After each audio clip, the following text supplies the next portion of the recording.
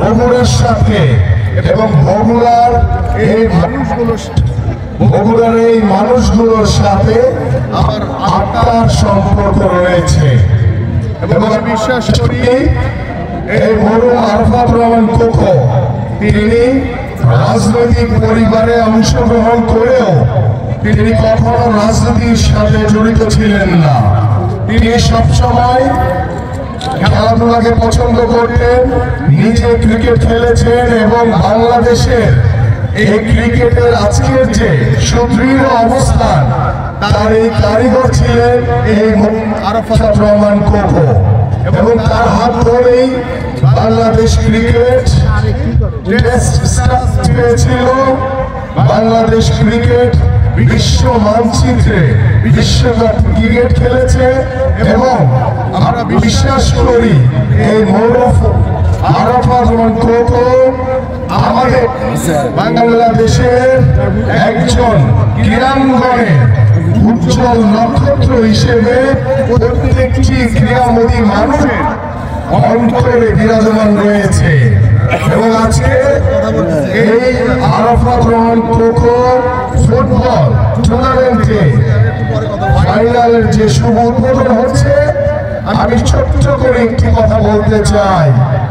গত 17 বছর এই ফ্যাসিস্ট সরকার আমাদেরকে কখনোই এই ধরনের ফুটবল আয়োজন খেলাধুলা থেকে শুরু করে ছোট দোয়া মাহফিল পর্যন্ত আয়োজন করতে কখনো দেয় নাই। কিন্তু আজকে আমরা গত 17 বছরের বিএনপির ভারপ্রাপ্ত চেয়ারম্যান জনাব তারেক রহমানের নেতৃত্বে আমরা আজকে বাংলাদেশ নতুন ভাবে স্বাধীন হয়েছে, বাংলাদেশ স্বৈরাচার মুক্ত হয়েছে এবং এই বাংলাদেশে আমরা আর কখনো কোনো স্বৈরাচার দেখতে চাই না। এই স্বাধীন বাংলাদেশে আমরা সকলে স্বাধীনভাবে আমরা চলতে পারবো, স্বাধীনভাবে আমাদের মতামত প্রকাশ করবো, স্বাধীনভাবে আমরা এই ধরনের খেলাধুলার আয়োজন করব এবং আর কখনোই কোনো বাধা বিপত্তি আমাদের এই ধরনের আয়োজনকে বিঘ্ন ঘটাতে পারবে না ইনশাআল্লাহ।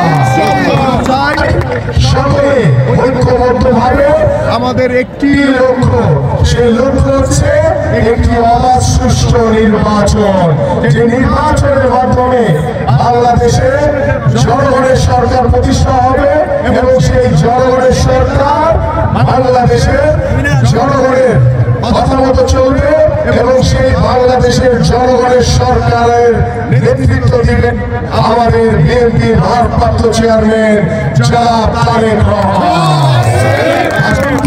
আজকে আরাফাত রহমান কোকো স্মৃতি ফুটবল টুর্নামেন্ট 2024 এই ফাইনাল খেলার শুভ উদ্বোধন ঘোষণা করছি। সবাইকে ধন্যবাদ। বাংলাদেশ জিন্দাবাদ, বাংলাদেশ জাতীয়তাবাদী দল বিএনপি জিন্দাবাদ, দেশের এবং বাংলাদেশের জিন্দাবাদ, ভারপ্রাপ্ত চেয়ারম্যান জনাব তারেক রহমান জিন্দাবাদ, শহীদ রাষ্ট্রপতি জিয়াউর রহমান অমর হোক। সকলকে ধন্যবাদ।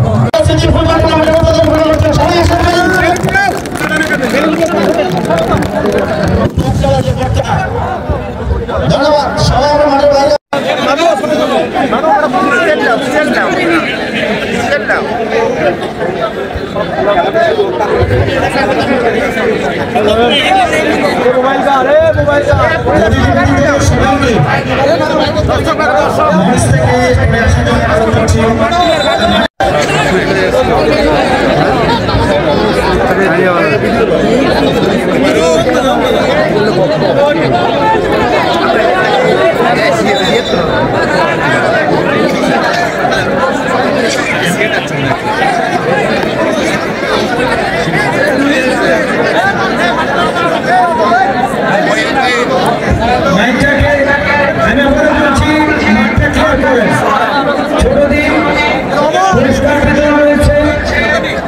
আজকে আমরা